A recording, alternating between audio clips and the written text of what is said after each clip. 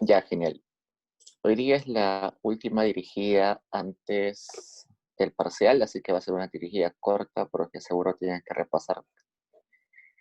Eh, Básicamente hoy día es un repaso. Si ya descargaron su dirigida en Paideia, solamente hay dos preguntas muy parecidas con ligeras modificaciones a lo que ya habíamos visto las dos o tres últimas clases, las tres últimas dirigidas.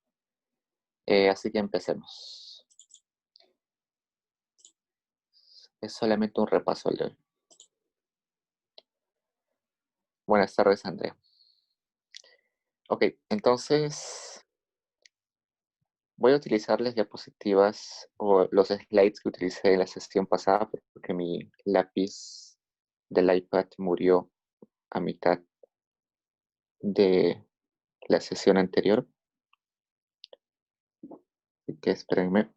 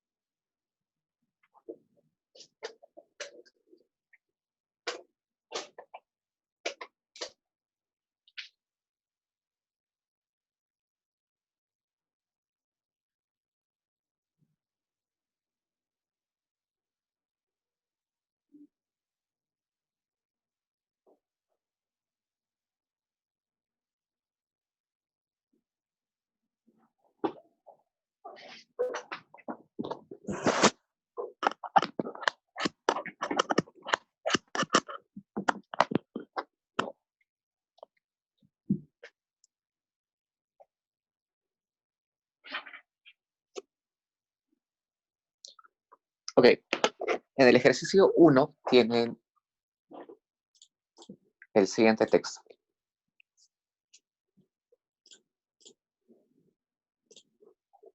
Al cierre de la sesión, el tipo de cambio se cotizó en 3.39, de acuerdo con los datos reportados por el Banco Central.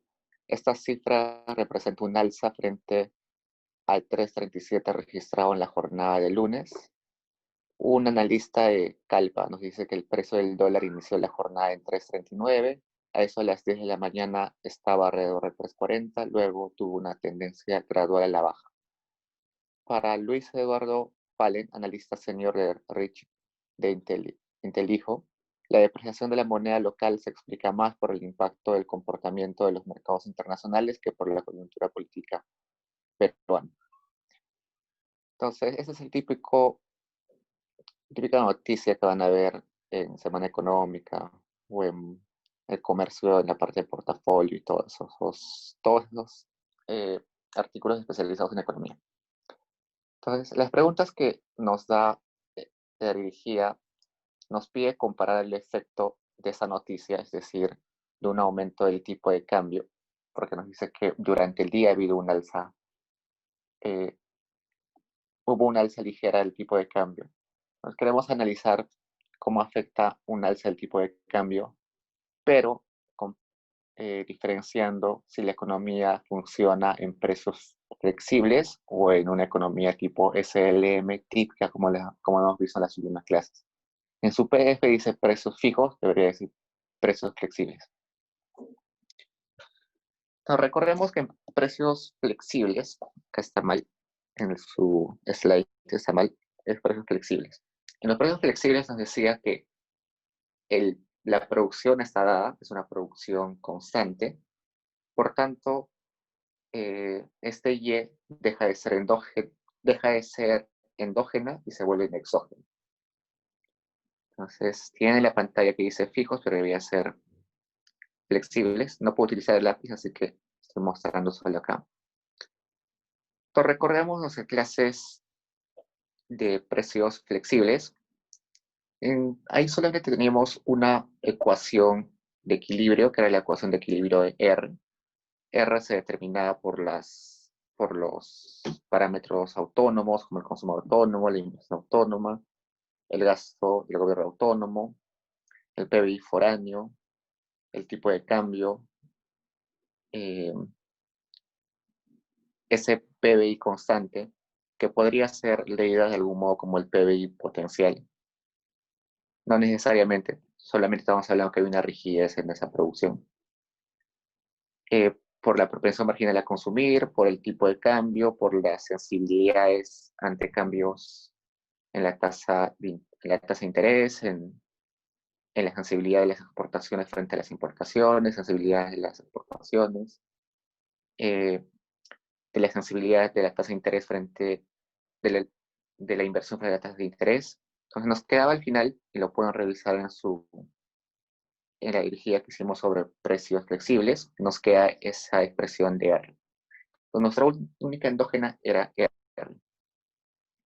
Si nos piden analizar un cambio en el tipo de cambio, podemos hablar de que es un tipo de cambio a largo plazo. O sea, el tipo de cambio a largo plazo se movió por alguna expectativa en el exterior.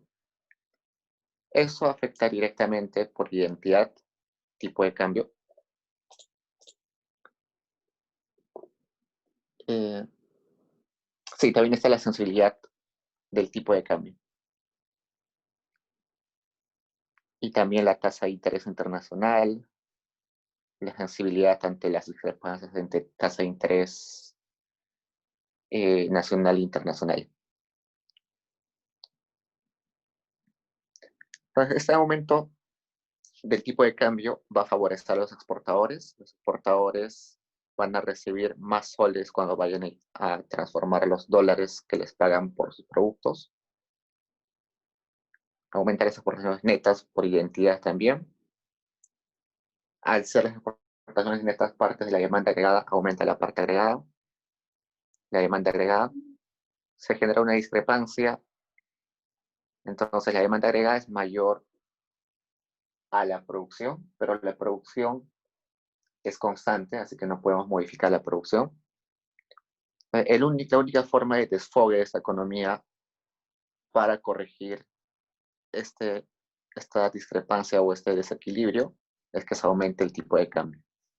Entonces, en el modelo flexible solamente queda ahí. Solamente cambia el tipo de la tasa de interés. Si vamos por el lado de la ISLM, también en sus clases anteriores sacamos nuestra curva IS y LM. Entonces acá tenemos nuestra LM. Nuestra LM que ya vimos que se puede separar en una parte del intercepto y una parte de la pendiente. Y tenemos nuestra LM que se hallaba primero igualando la demanda por dinero con la oferta de dinero y luego incluyendo la ecuación que nos daba los determinantes del tipo de cambio. Pues con eso nos salía esa R, la expresión más larga que ven ahí. Perdón, la LM, que es la expresión de R es igual a M sub Y entre M sub I por Y menos la oferta monetaria entre M sub I. O sea, el análisis es bastante similar en este caso. Aumenta el tipo de cambio a largo plazo, por tanto, aumenta el tipo de cambio a corto plazo. Aumenta las exportaciones netas, porque aumentan las exportaciones. Y luego existe una discrepancia entre el aumento, entre una demanda agregada mayor a la producción. En este caso, la producción no es fija, por tanto, ese equilibrio se puede desfogar ahí. Entonces, aumenta la producción. Y ahora este efecto se puede trasladar al mercado monetario. O sea, al trasladarse al mercado monetario, decimos que si el PBI aumenta, se necesitan hacer más transacciones en la economía y por tanto se necesita más dinero. Entonces, la demanda de dinero aumenta, se genera una discrepancia donde hay mayor demanda de dinero que oferta y para ajustarle a esa discrepancia, la otra endógena en ese modelo es la R, la tasa de interés, por lo tanto la tasa de interés aumenta, con lo que se genera que los inversionistas se desincentiven y por tanto pidan menos préstamos y por tanto la demanda de dinero se contrae y se regresa al equilibrio. Este es un ejemplo típico de cómo puede venir en un examen comparar los efectos de cierto cambio ante, ante bueno, sobre una economía en precios flexibles en comparación a otro tipo de modelo. No sé qué modelos han hecho en clase, se han hecho modelos de precios fijos, de precios flexibles, ISLM, tal vez han hecho ISLM sin exportaciones o con exportaciones. Entonces, puede ser que en el examen pueda venir cuáles son los efectos diferenciados dependiendo de qué modelo se ajusta a la economía. Luego nos piden ver gráficamente. Cuando vemos gráficamente, a la izquierda tienen el modelo flexible. En el modelo flexible tenemos una IS porque estamos hablando de que hay un mercado real, pero tenemos una producción constante, un Y sombrerito, un Y rayita, mejor dicho, que es vertical. Entonces nuestra IS en azul es nuestra IS asociada a un tipo de cambio inicial que nos da un equilibrio en R asterisco. Sin embargo, el cambio que hemos visto en el tipo de cambio de nuestra IS a la IS verde, que es una IS paralela a la azul, que está asociada a un tipo de cambio posterior en el siguiente periodo. Entonces ahí tenemos que nuestro Y, nuestro nuevo equilibrio, evidentemente no se mueve Y porque es constante, pero nuestra tasa de interés aumenta a ese R doble asterisco que está en verde. Entonces, si nos preguntan qué política económica debería aplicar el gobierno para mantener el PBI, no es necesario, ¿no? Porque el PBI está fijo. Entonces, en este tipo de economía, si el gobierno pone prioridad en que no hayan fluctuaciones grandes en el PBI, simplemente no tiene que hacer nada.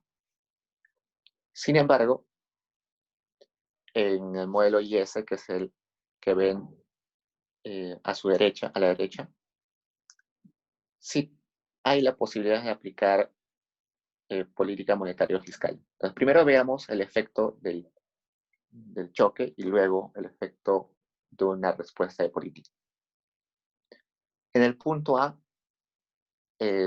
intersectan la IS azul, que está asociada al tipo de cambio inicial y a un gasto del gobierno inicial, y a una LM que está asociada a una oferta de dinero inicial. Es el equilibrio inicial, donde está Y asterisco azul y R asterisco azul.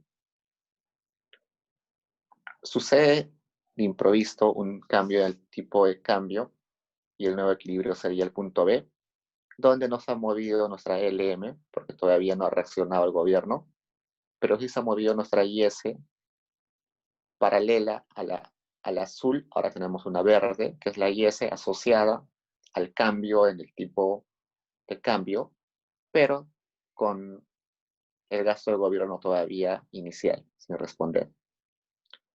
Eso genera un aumento en la producción y un aumento en el tipo, en la tasa de interés. Y el gobierno tiene dos formas de reaccionar. La primera forma es por la política monetaria. La reacción de política monetaria se ve en nuestra LM sub 1, que está asociada a una oferta monetaria 1. Es decir, nuestra oferta monetaria se ha reducido. Eso lleva a esa línea entrecortada verde, perdón, esa línea entrecortada roja paralela a la M sub 0, a la LM sub 0. Y eso nos regresa al Y inicial, pero a costa de tener un efecto sobre la tasa de interés. Para regresar al punto inicial, hemos tenido que sacrificar que nuestra tasa de interés crezca un montón. Entonces, primero ha habido un aumento en la tasa de interés asociada al choque y ahora un aumento en la tasa de interés asociada a la respuesta del gobierno. Entonces, al parecer, este tipo de respuesta es un poco costosa porque estamos sacrificando diferencial de nuestra R, un diferencial grande. Pues veamos nuestra otra alternativa de política. La otra alternativa de política es quedarnos con nuestra LM fija, la LM sub 0, pero mover nuestra IS. Entonces, para mover nuestra IS, lo que tendríamos que hacer es regresar de esa IS verde a la IS azul inicial. Entonces, a esa IS le llamamos IS3, que está asociada al tipo de cambio posterior, o sea, con el choque, y a una respuesta de gobierno G sub 0 con el 1 como acompañante del exponente, o la parte superior del G. Entonces, con eso regresamos al punto A, exactamente al punto A, donde hemos regresado nuestro PBI y también el R ha regresado a su inicial. Pues esa parece una opción menos costosa, ¿no? No hemos sacrificado R, hemos regresado al PBI inicial. Claro, el costo acá está en que debemos aumentar el gasto del gobierno, pero al parecer no es tan costoso en las variables relevantes. En ese caso, las variables relevantes son R y Y. ¿Por qué? Bueno, Y porque es una variable que hasta ahora estamos viendo como un indicador de bienestar. En macroeconomía, Y es básicamente el indicador de bienestar. Evidentemente hay críticas sobre eso, pero por el momento estamos viendo esto. Y R es una variable que es muy difícil de regresar al inicio. Es decir, si tenemos cambios grandes en R, regresarlo a niveles iniciales es muy difícil.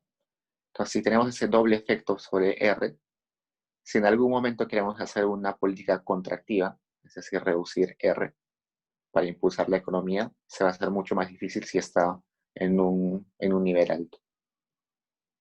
Entonces, abajo ven el análisis, la forma analítica de cómo funciona la política monetaria.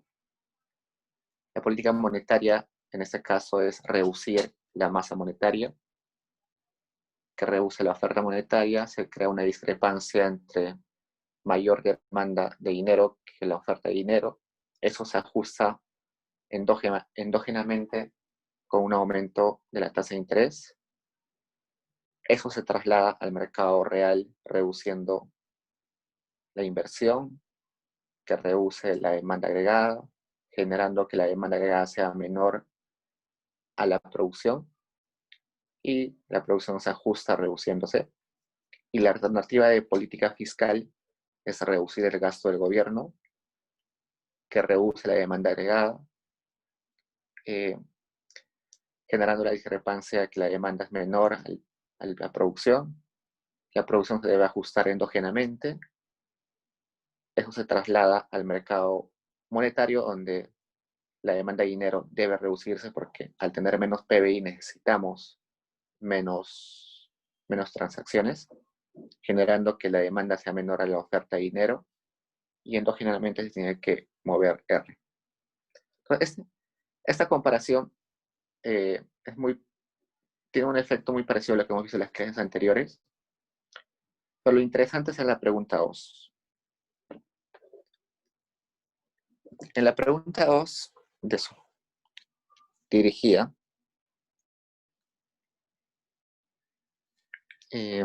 dice lo siguiente.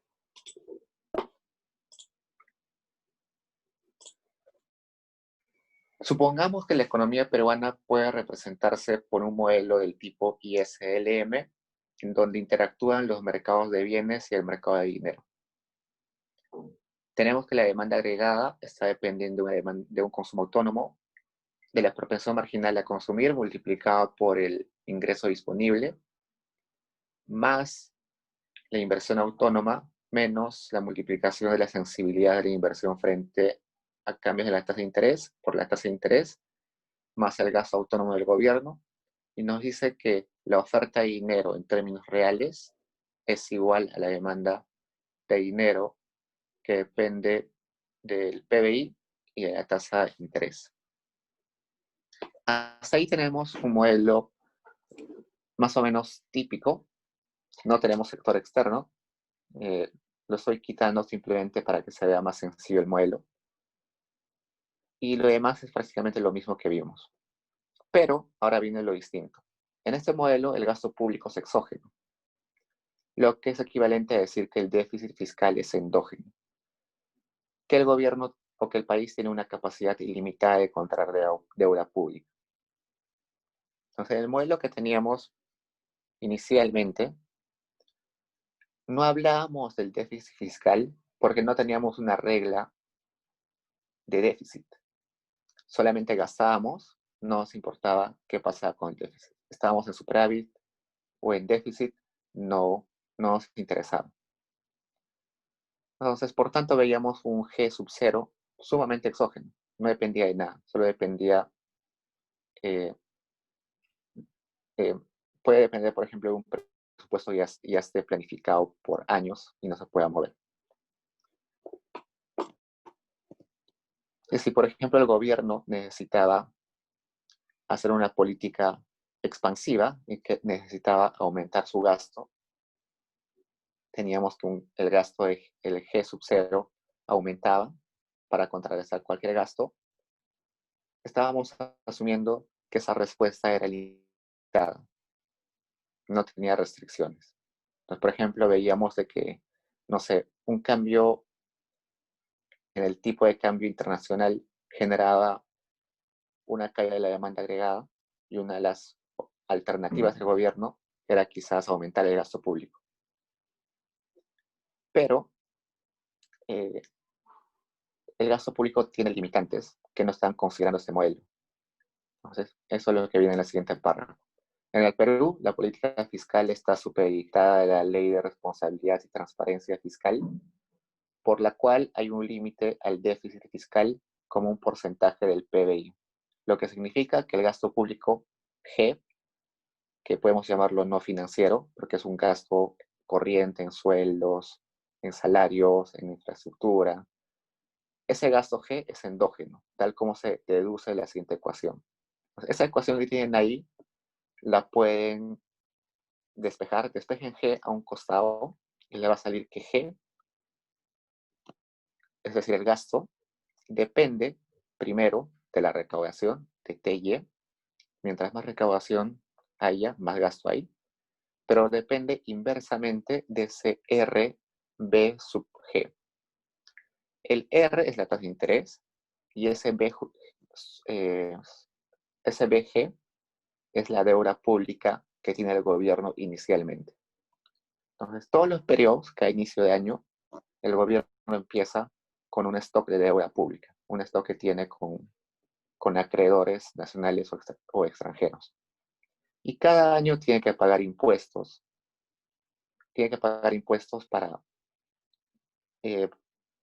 amortizar esa deuda.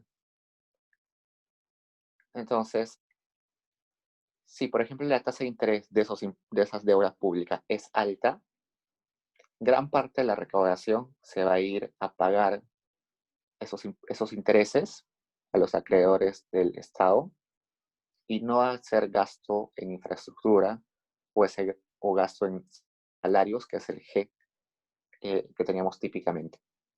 Entonces, ahora estamos restringidos de que si aumenta la tasa de interés, vamos a poder gastar menos como gobierno porque tenemos que pagar los intereses de la deuda. Y además, esa diferencia entre lo que gastamos menos lo que tenemos, es decir, el gasto tanto no financiero, que es el G, más el gasto financiero, se le llama financiero porque es intereses, que es ese R por BG, menos los ingresos, que es la recaudación, todo eso es el déficit, ¿no es cierto? Ese déficit tiene que ser exactamente igual a un porcentaje del PBI que se ha determinado. Por ley, ninguna autoridad, es decir, el Ejecutivo, no puede gastar más de esa restricción. Estaría cometiendo un delito si se gasta por encima de eso. El gasto tiene que estar ahí. Esto genera una serie de transformaciones en nuestro modelo, porque ahora no solamente nuestro Y y nuestro R son endógenos, sino también nuestro gasto es endógeno. Entonces, el gasto va a depender de cómo se comporte y de cómo se comporte la tasa de interés. Y por lo tanto también el déficit, que depende del gasto, va a ser endógeno. Entonces el gasto también va a depender de cómo se comporte Y endógeno, de cómo se comporte R, que es endógeno. Y bueno, ese alfa es constante, ¿no? Es una regla que ya está determinada hace tiempo, hace años. Entonces ahora no solamente tenemos que buscar, ahora cuando nos den un choque, no solo tenemos que buscar cómo se afecta al Y y al R, sino también cómo se afecta al gasto y cómo se afecta al déficit. Luego nos dice que suponga, además, que la inversión privada depende de los espíritus animales mencionados por Keynes, captados en el parámetro I sub 0, y que es completamente insensible respecto a la tasa de interés. Entonces, Keynes decía que muchas veces, o en gran parte de mercados, la inversión no depende de la tasa de interés, que solamente depende de una inversión autónoma. Es decir, nuestra fórmula inicial de inversión igual a I sub 0 menos I sub 1 por R se transforma ahora solamente al I igual a I sub 0. ¿Tiene sentido eso? En algunos sectores sí tiene sentido. Por ejemplo, la minería tiene bastante sentido porque la inversión en minería es una inversión a muy largo plazo. Entonces, si los empresarios toman la decisión de construir una planta de extracción de minerales hoy, recién les va a dar frutos acá de 5 o 6 años porque la construcción dura un montón de tiempo. Para esos casos no importa mucho que cómo está la tasa de interés de corto plazo, sino más importa las expectativas de los empresarios. Entonces, en ese tipo de casos, que se mueva en el corto plazo la tasa de interés no afecta a ese tipo de inversiones, sino simplemente una decisión autónoma por entre comillas, los espíritus animales. Entonces, Keynes decía que los espíritus animales eh, determinan la inversión porque es más el sentir, el instinto de los empresarios lo que los impulsa a invertir, más que algunos, más que algunas, más que un análisis de cómo es la situación, sino es cómo ellos sienten o tienen expectativas.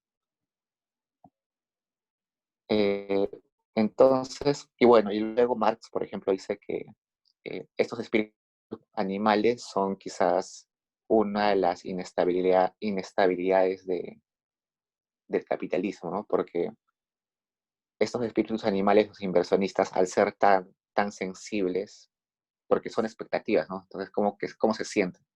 Yéndonos al extremo es cómo se levanta de humor el empresario. Entonces, eh, Marx decía que apenas aparece una, un, alguna noticia mala que no necesariamente afecte la tasa de interés o otras cosas, los inversionistas van de frente al banco y quitan todo su dinero y eso genera como una profecía autocumplida, ¿no? Yo creo que va a ir mal la economía. Eh, en realidad no hay nada que diga que va a ir mal, solamente mi sentir. Y al momento de que voy a sacar al banco todo mi dinero, al vender todas mis cosas, estoy provocando que la economía le vaya mal. Es una profecía autocumplida. Entonces, en este caso, Keynes dice eso y por tanto eh, nuestra nuestra ecuación de inversión se transforma. Esto básicamente para reducir el modelo, para que al momento de resolver no sea muy largo. Hemos visto en las clases anteriores que nos salían ecuaciones monstruosas.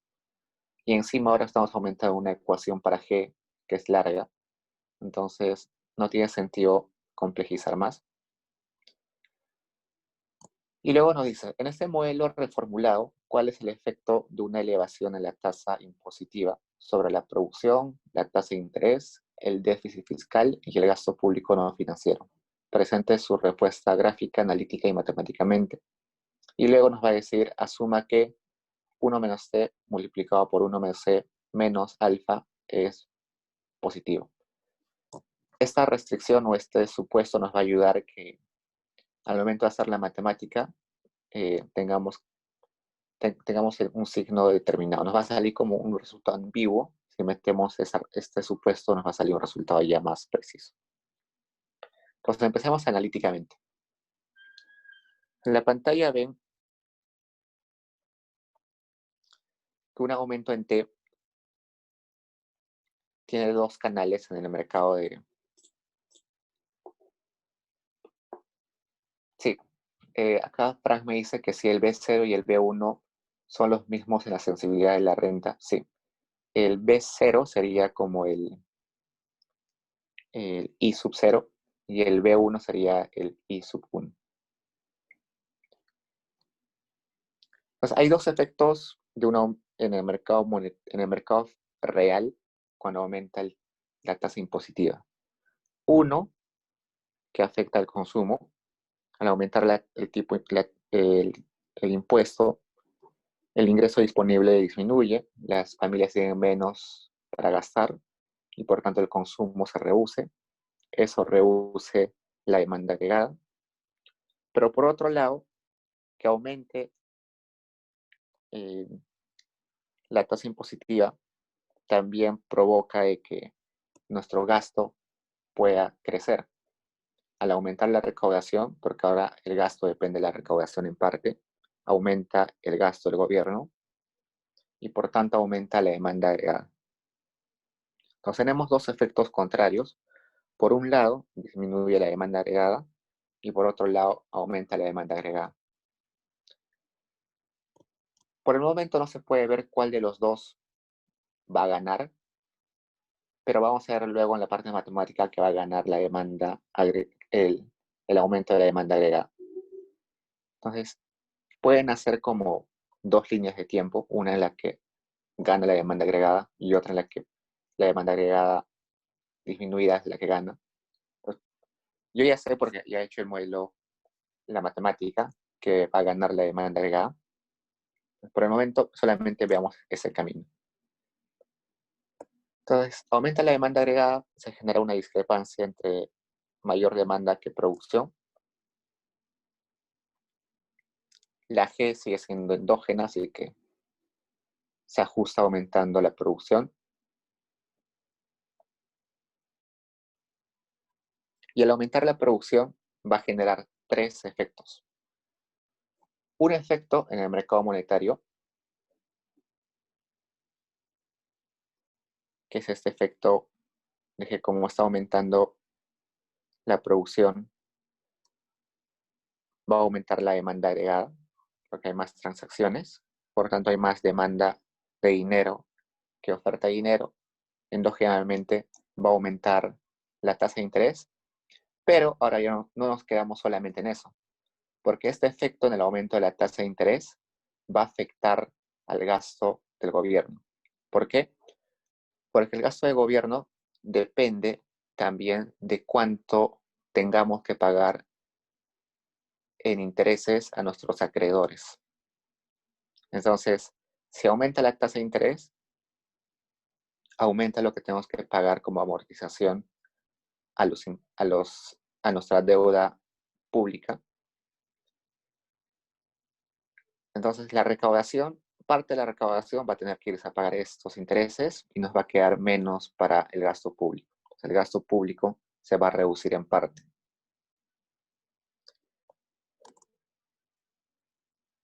Otro efecto directo que genera el aumento del PBI es un aumento del déficit fiscal. Cuando hemos visto la fórmula en nuestro PDF, el déficit fiscal depende directamente del Y, va a aumentar el déficit fiscal. Y por otro lado, puede aumentar el gasto. El gasto aumenta porque el Y es parte de la recaudación. Entonces, por ahora tenemos como efectos contrarios Por un lado, el gasto del gobierno aumenta, por otro lado, el gasto del gobierno disminuye. En estos casos, no se puede solamente ver un análisis puramente así, sino tenemos que ir a los gráficos y a la matemática. Es exactamente acá donde en la sesión de la comisión A se me murió mi lápiz, así que voy a compartirles el solucionario que tengo en PDF. Espérenme un toque.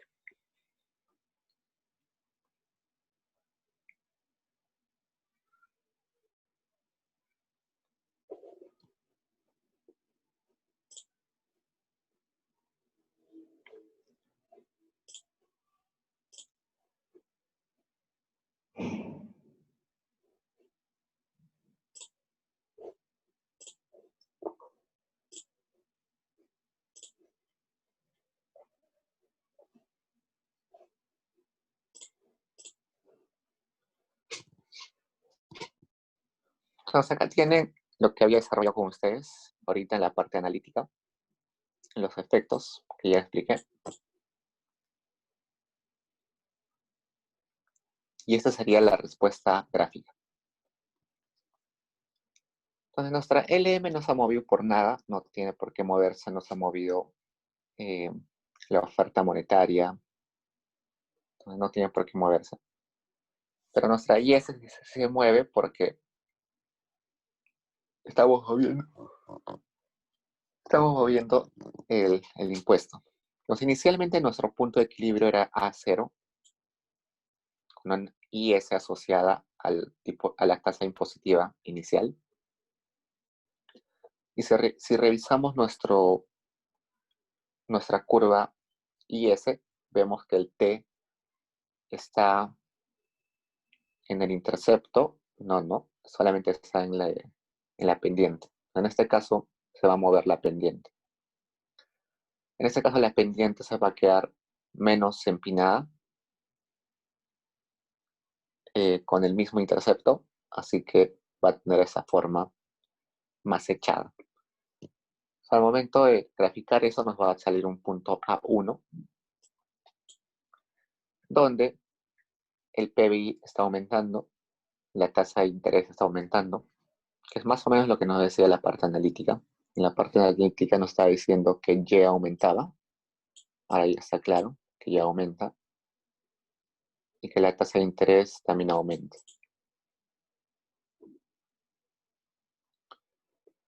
Esto es el modelo IS-LM, pero en clase han visto, creo que ya han entrado a ver la parte de oferta agregada y demanda agregada. Entonces, seguro eso vamos a ver luego del parcial.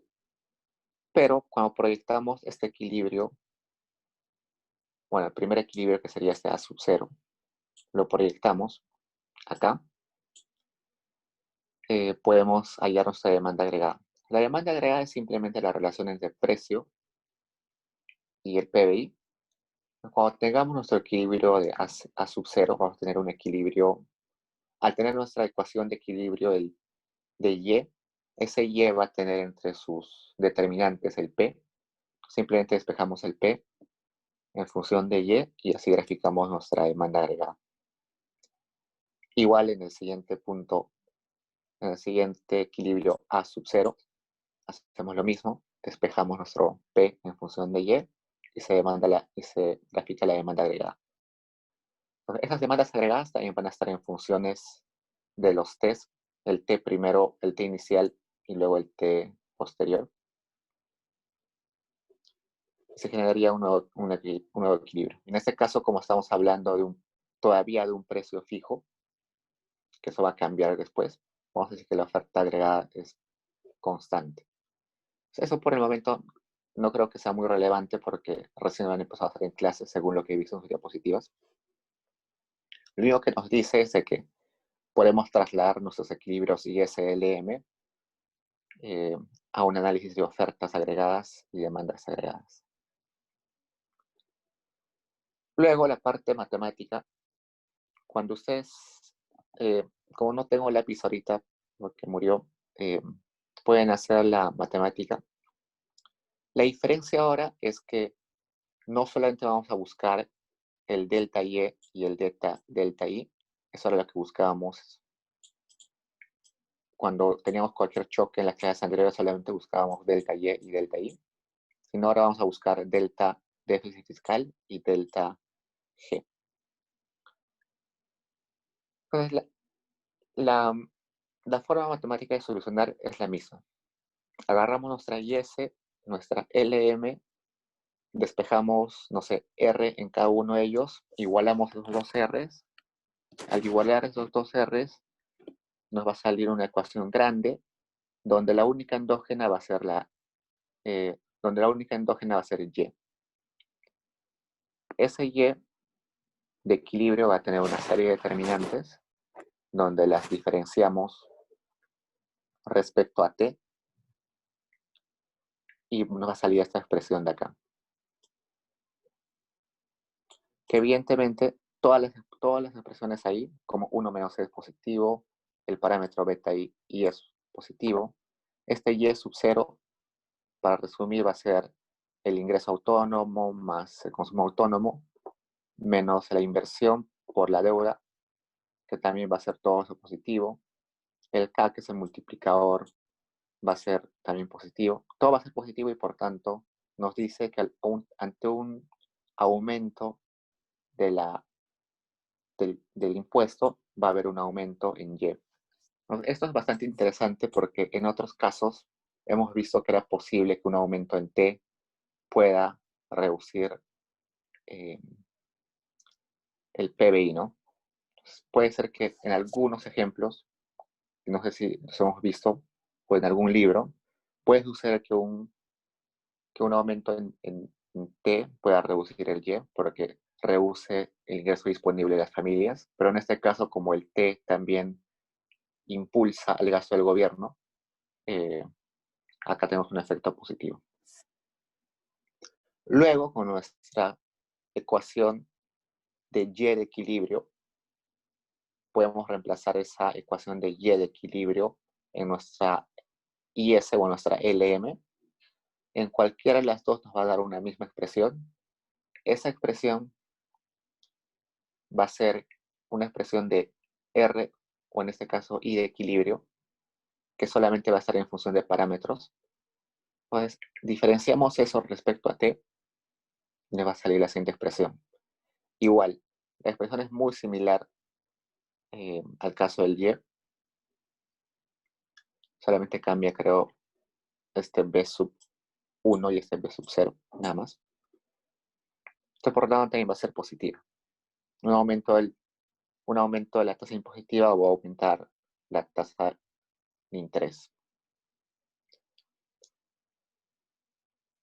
Entonces, regresamos acá y decimos que nuestro déficit fiscal es igual a todo eso, ¿no?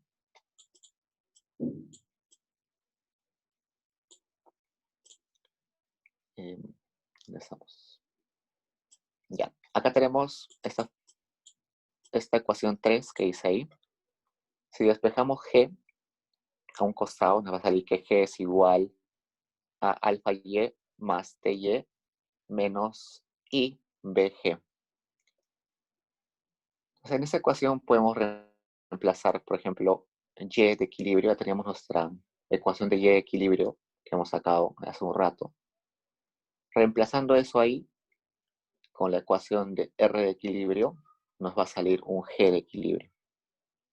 Ese G de equilibrio también va a estar en términos de parámetros. Entonces, como está en términos de parámetros, tranquilamente se puede diferenciar respecto a T. Diferenciamos respecto a T y nos va a salir que esa expresión es ambigua, puede ser positiva o negativa. Pero como nosotros hemos asumido esto, que 1 menos T más 1 menos C menos alfa es positivo, esta parte de abajo se va a volver positiva. Todo eso va a ser positivo y con ese cambio, en realidad toda nuestra expresión va a ser positiva. Entonces nos va a decir que un aumento en T va a generar un aumento en el gasto del gobierno, lo cual tiene sentido. Y luego para el déficit fiscal, recordamos que el déficit fiscal es simplemente la diferencia entre gastos e ingresos del gobierno. Ya tenemos los gastos, tenemos los gastos que da nuestra ecuación de gastos de equilibrio, menos los ingresos, que es la recaudación, que ya la tenemos también. Todo eso nos va a salir una expresión de diferencial de f en equilibrio, solamente en parámetros, y eso despejado respecto a delta t, diferenciado respecto a t, nos va a salir esta expresión. Y también va a ser positiva. Es decir, un aumento en t va a contribuir a un aumento en el déficit fiscal. Entonces, acá tienen los resultados finales. En el solucionario sí voy a hacer con todo el procedimiento. Lo haría ahorita, lo hubiera hecho en la pizarra, pero el lápiz no está funcionando. Entonces, en el solucionario sí lo voy a poner todo completo, pero si van avanzando con su matemática, cada uno por su lado, pueden estar comparando sus resultados con esto de acá. La última parte del ejercicio nos dice lo siguiente. ¿Cómo se modifican los resultados anteriores si en este modelo ISLM asumimos que el producto está en su nivel potencial? Responda solo en términos analíticos.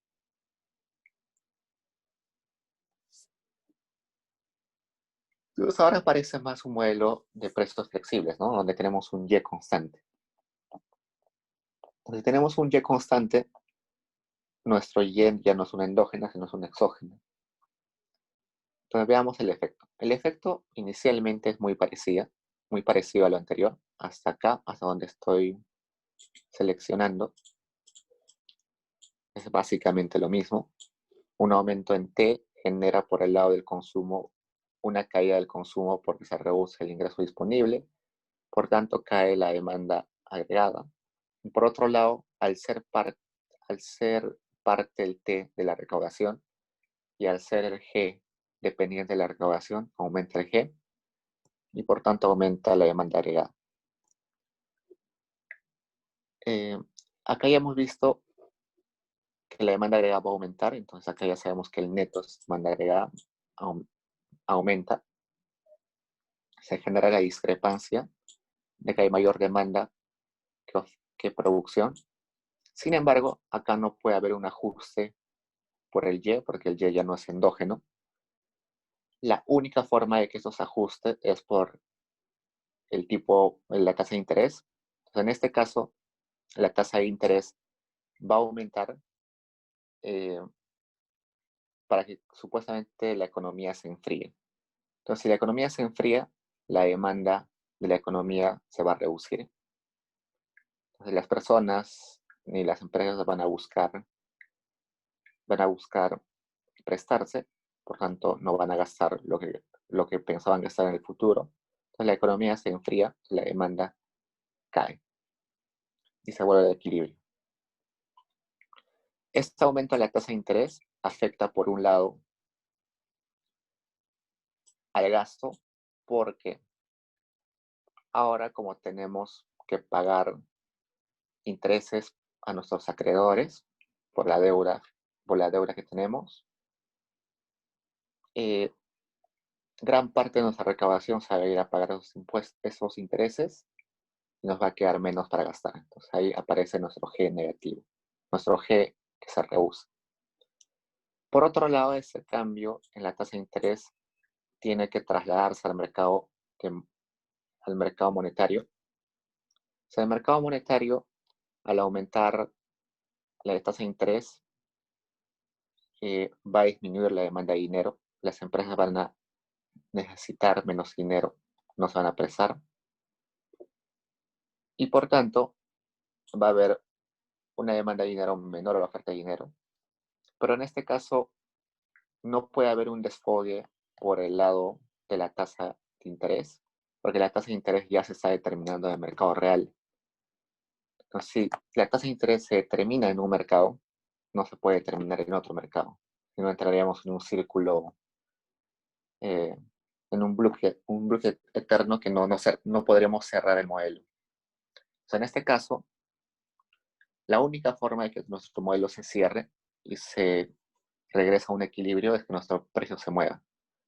Pero este efecto de que el precio se mueva ya va a ser un efecto en esta segunda parte de nuestro gráfico. No en esa parte, sino acá. Eso seguro ya se va a ver con más detalle luego del parcial. Pero solo para que sepan que en ese caso, la única forma de desfogue o de volver al equilibrio es que el precio cambie. Entonces, chicos, ¿tienen preguntas sobre esto? La idea de la sesión de hoy era hacer como un repaso más o menos y darles como un par de preguntas de cómo va a venir. Lo que hemos hecho en las dirigidas son modelos estándares con ecuaciones muy estándares, pero para los exámenes usualmente vienen modificaciones de los modelos estándares. Entonces, por ejemplo, la primera pregunta que tuvimos hoy es una forma de comparar un mismo efecto en diferentes modelos, y el ejemplo 2, el ejercicio 2, fue una modificación en algunas ecuaciones, y son modificaciones bastante reales, ¿no? Porque así de verdad funciona una economía, la economía peruana, ¿no? Funciona con reglas, no podemos gastar, no podemos endeudarnos infinitamente.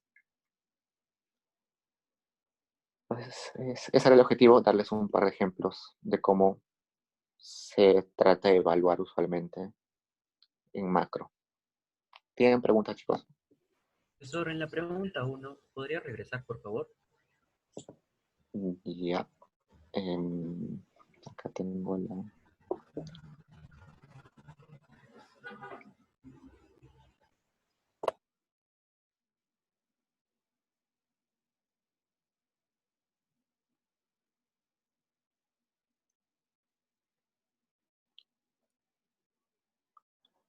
Ya, dime. En esa parte analítica de la política fiscal y la política monetaria son dos opciones separadas, ¿no? Porque Sí, en el son gráfico, separadas. o sea, porque dijo que había dos opciones en el gráfico de la derecha, ¿no? La B, que baja la IS, o mueves a la izquierda en la LM, ¿no? Exacto. Sí, o sea, una de las dos. Si se Ya, mueve la LM, no se mueve la otra IS. ya, cuando es la LM sería la política monetaria y la otra respectivamente, ¿no? La otra sería la fiscal. Gracias. Ya, acá Danisa me pregunta si el déficit no depende negativamente de Y. Sí, pero veamos voy a compartir de vuelta la pantalla.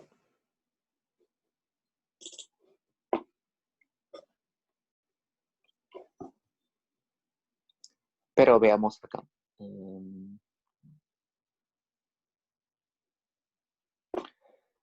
este gráfico 3, perdón, en esta ecuación 3, vemos que por un lado, si despejas G, va a ser alfa Y más, perdón,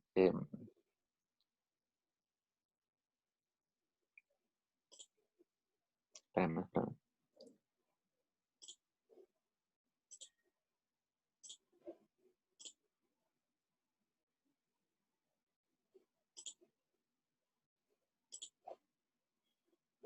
No veo el chat, se me ocultó el chat.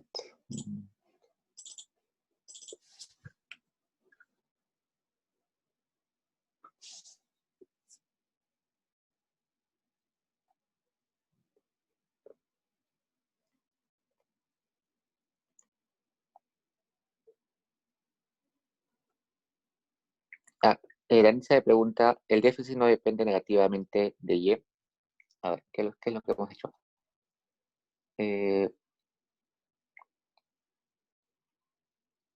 Claro, el déficit depende negativamente del Y. ¿Por qué tienes esa duda, eh, Danitza? Porque en la parte analítica de ese problema justo, me Ajá. pareció ver que el Y subía y que el déficit también subía. Eh, A ver, espérame.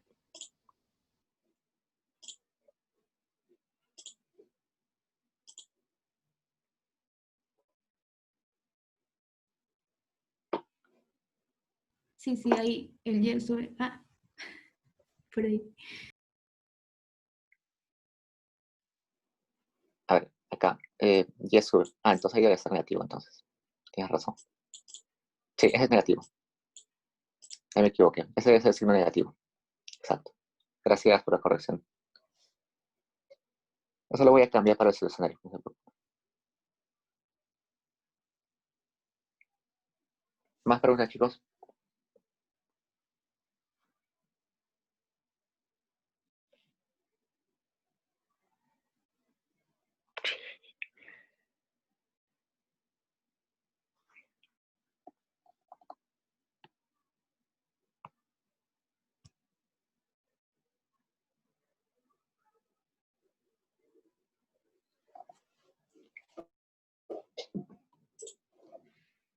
Entonces, para el parcial, traten de responder así preguntas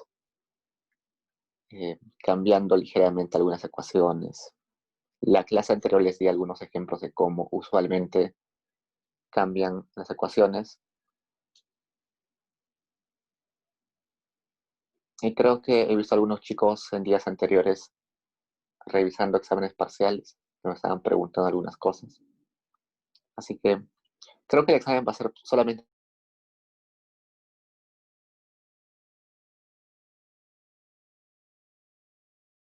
los cálculos con calculador y con gráficos, pero básicamente solamente el profesor califica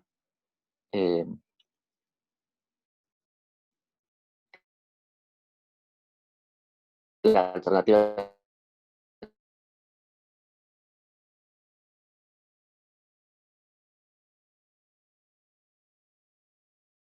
al procedimiento ni nada de eso. Me manda en de la facultad.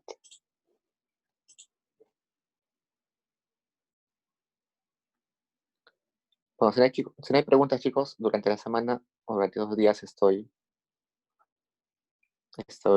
disponible en el correo y me avisan nomás cualquier cosa.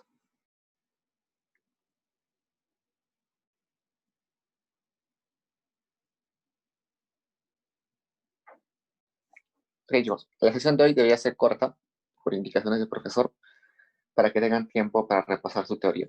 Eso sería todo, chicos. Nos vemos la siguiente en 2 semanas. Cuídense.